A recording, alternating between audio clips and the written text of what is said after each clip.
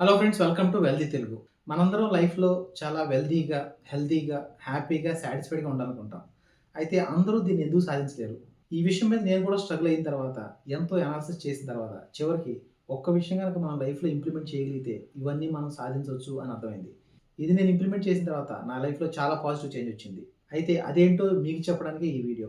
మీ లైఫ్‌లో గనక మీరు చాలా వెల్తీగా, హెల్తీగా, హ్యాపీగా, సాటిస్ఫైడ్‌గా ఉండాలనుకుంటే ఈ ఒక్క విషయాన్ని అర్థం చేసుకోవడానికి ప్రయత్నించండి. దానికోసం ఈ వీడియోని ఎండ్ వరకు చూడండి. ఒకవేళ అవన్నీ మీకు అంత ఇంపార్టెంట్ కాదు అనుకుంటే ఇప్పుడే ఈ వీడియోని స్కిప్ చేసేయండి. ఎందుకంటే దీన్ని పూర్తిగా అర్థం చేసుకొని మనం లైఫ్‌లో అప్లై చేసుకున్నప్పుడే దానివల్ల మనం ఎంతో బెనిఫిట్ అవ్వగలుగుతాం. ఇక ఈ విషయాలను అర్థం చేసుకోవడంలో ముందుగా మనం అర్థం చేసుకోవాల్సింది వెల్త్ గురించి. ఈ మధ్య కాలంలో ఫైనాన్షియల్ ఇన్‌ఫ్లుయెన్సర్స్ అనేవాళ్ళు చాలా పెరిగిపోయారు. వాళ్ళు డబ్బుల గురించి ఎక్కడ ఇన్వెస్ట్ చేయాలి? ఎలా ఇన్వెస్ట్ చేయాలి? డబ్బుల్ని ఎలా సేవ్ చేయాలి? ఈ అన్ని విషయాలను కూడా మనకి చాలా క్లియర్‌గా చెప్తున్నారు. అయితే నేను ఒక ఇంపార్టెంట్ ట్రెండ్‌ని ఇక్కడ గమనించాను. అదేంటంటే ఎక్కువ మంది ఫైనాన్షియల్ ఇన్‌ఫ్లుయెన్సర్స్ అనేవాళ్ళు ఫేమస్ అయింది లాస్ట్ 2-5 ఇయర్స్‌లో ఈ సోషల్ మీడియా బూమ్ వల్ల ఫేమస్ అయ్యారు. వాళ్ళు చెప్పే వన్ ఆఫ్ ద కాన్సెప్ట్ ఏంటంటే 15, 15, 15 ఈక్వల్ టు 1,00,00,000 అని చెప్తారు. అంటే నెలకు 15,000 చొప్పున లాస్ట్ 15 ఏళ్ల నుంచి మనం ఇన్వెస్ట్ చేసుకుంటూ వస్తే అవి గనక 15% రిటర్న్ వచ్చాయి అని అనుకుంటే మనకి ఈ రోజున 1,00,00,000 మన దగ్గర ఉంటుంది అని చెప్తారు. అండ్ అంతేకాకుండా పవర్ ఆఫ్ కాంపౌండింగ్ గురించి మాట్లాడుతూ వాటిని 20 ఇయర్స్ చేస్తే ఎంతొస్తుంది? 25 ఇయర్స్ చేస్తే ఎంతొస్తుందని చెప్పేసి చాలా పెద్ద పెద్ద నంబర్స్ చెప్తుంటారు. అయితే వాటిని చూసి చాలామంది కంగారు పడుతున్నారు. ఎందుకంటే బిలో 30 ఏజ్ వాళ్ళకి 15 ఇయర్స్ బ్యాక్ అంటే అప్పటికి మీ ఏజ్ 15 కాబట్టి అప్పటికి మీరు సంపాదించడం మొదలుపెట్టి ఉండరు కాబట్టి ఇబ్బంది ఏం లేదు.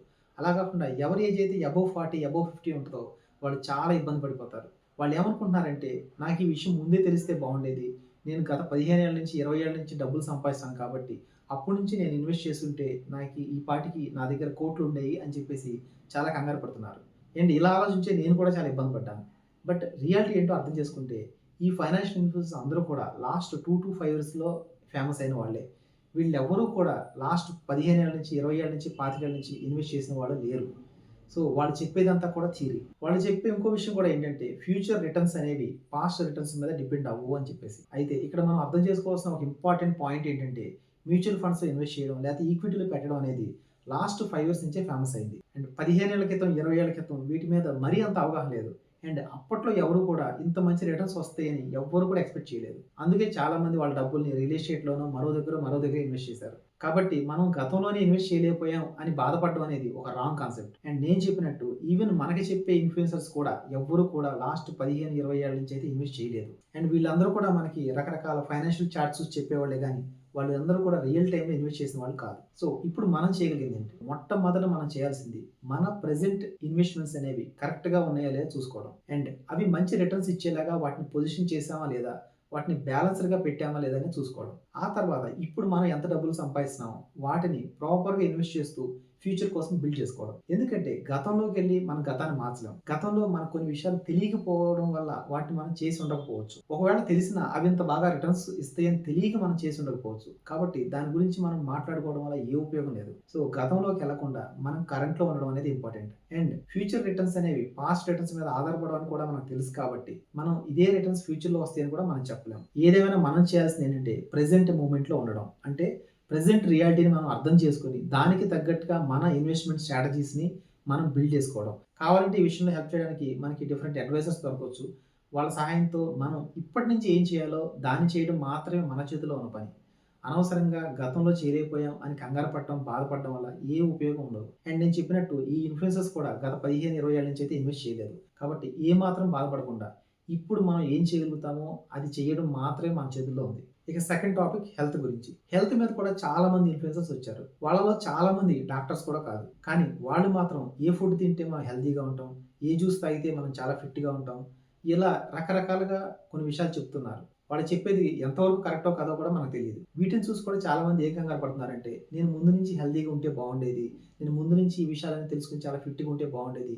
ఈ రోజు నా దగ్గర కొన్ని డిసీజెస్ ఉన్నాయని చాలా మంది భయపడుతున్నారు. నిజానికి ఇక్కడ కూడా మనం అర్థం చేసుకోవాల్సింది మన హెల్త్‌ని మనం యాక్సెప్ట్ చేసుకోవడం. అంటే ఇప్పుడు మన హెల్త్ కండిషన్ ఏదైనా గానీ దాన్ని మనం యాక్సెప్ట్ చేసి ఇప్పటి నుంచి మనం ఏం చేయాలో అది చేయడం. ఇప్పుడు మనం ఏం చేయగలుగుతాం అంటే మనం ఎటువంటి ఎక్సర్‌సైజ్ చేయగలుగుతాం, ఎటువంటి వాకింగ్ చేయగలుగుతాం, లేకపోతే ఎటువంటి ఫుడ్ తీసుకుంటాం, ఎటువంటి వాటర్ తీసుకుంటాం అండ్ ఎటువంటి హ్యాబిట్స్‌ని మనం అలవాటు చేసుకుంటాం అనే దాన్ని బట్టి మన యొక్క ఫ్యూచర్ హెల్త్ అనేది డిపెండ్ అవుతుంది. అంటే ఇక్కడ కూడా నేను చెప్పేదేంటంటే ప్రెజెంట్‌లో ఉండడం. అంటే పాస్ట్‌లో ఏదో చేయలేకపోయాం అనే రిగ్రెట్ వదిలేసి అండ్ ఫ్యూచర్‌లో ఏదో జరిగిపోతుందేమో అని వరీని కూడా వదిలేసి ప్రెజెంట్‌లో మన హెల్త్ గురించి మనం ఏం చేయాలో అది చేయడం. ఇక థర్డ్ యాస్పెక్ట్ రిలేషన్‌షిప్స్. చాలామంది డబ్బు సంపాదించడం కోసం వాళ్ళ రిలేషన్‌షిప్స్‌ని పెద్దగా పట్టించుకోరు. కొంతమంది డబ్బు సంపాదించడం కోసం వాళ్ళ ఫ్యామిలీని పూర్తిగా వదిలేసి ఇంకో 5 ఇయర్స్, 10 ఇయర్స్ నేను చాలా కష్టపడతాను. ఆ తర్వాత అప్పుడు నేను ఫ్యామిలీతో స్పెండ్ చేస్తాను. అప్పుడు నేను ఫ్యామిలీని పట్టించుకుంటాను అనుకుంటారు. నిజానికి ఏంటంటే మనం రేపటి వరకు కూడా ఉంటామో లేదో తెలీదు. అండ్ మన ఫ్యామిలీ మెంబర్స్‌లో ఎంతమంది ఉంటారో కూడా లేదో తెలీదు. అలాంటప్పుడు ఇప్పుడు 5 ఇయర్స్ తర్వాత, 10 ఇయర్స్ తర్వాత ఫ్యామిలీని పట్టించుకుందామని ఇప్పుడు ఏ డబ్బు వెనక పరిగెత్తే కంటే మనం చేయాల్సింది ఏంటంటే ముందుగా మన ఫ్యామిలీకి ఇంపార్టెన్స్ ఇవ్వడం. మన ఫ్యామిలీ అంటే మన వైఫ్ కావచ్చు, హస్బెండ్ కావచ్చు, పిల్లలు కావచ్చు. అలాగే మన ఎక్స్టెండెడ్ ఫ్యామిలీ మన పేరెంట్స్ కావచ్చు, బ్రదర్స్, సిస్టర్స్ వీళ్ళందరిని చూసుకోవడం. అలాగే మన ఫ్రెండ్స్, మన సర్కిల్ వీళ్ళందరితో ఎప్పుడైతే మనం స్ట్రాంగ్ రిలేషన్‌షిప్స్ అనేవి ఏర్పాటు చేసుకున్నామో ఆటోమేటిక్‌గా మనలో ఒక ధైర్యం ఉంటుంది. ఆ ధైర్యం వల్ల మన హెల్త్ కూడా బావుంటుంది. ఆ హెల్త్ వల్ల మనకు డబ్బులు కూడా బాగా సంపాదించగలుగుతాం. ఈ విధంగా మనం రిలేషన్‌షిప్ స్ట్రెంథెన్ చేసుకోవడం చాలా ఇంపార్టెంట్. అండ్ ఇక్కడ ఇంకో సీక్రెట్ కూడా చెప్పాలి. చాలామంది డబ్బెందుకు సంపాదించాలనుకుంటారంటే, ప్రతి మనిషికి లోపల కొన్ని ఇన్‌సెక్యూరిటీస్ ఉంటాయి. ఆ ఇన్‌సెక్యూరిటీస్‌ని పోగొట్టుకోవాలంటే డబ్బు ఉంటేనే ఆ ఇన్‌సెక్యూరిటీస్ పోతాయి అనేటటువంటి ఒక ఒపీనియన్ వల్ల డబ్బు కోసం వాళ్ళు పరిగెడతారు. నిజానికి ఎప్పుడైతే మన లైఫ్‌లో స్ట్రాంగ్ రిలేషన్‌షిప్స్ ఉంటాయో, మంచి హెల్త్ ఉంటదో, ఇన్‌సెక్యూరిటీస్ అనేవి తక్కువైపోతాయి. అలా తక్కువైపోయినప్పుడు డబ్బు వెనకాల పరిగెత్తాల్సిన అవసరం ఉండదు. అలాంటి డబ్బు సంపాదించొద్దని కాదు. మనం ఒక భయంతో డబ్బు సంపాదించే బదులు, ఒక ధైర్యంతో డబ్బు సంపాదిస్తే అది ఎంతో పవర్‌ఫుల్‌గా ఉంటుంది.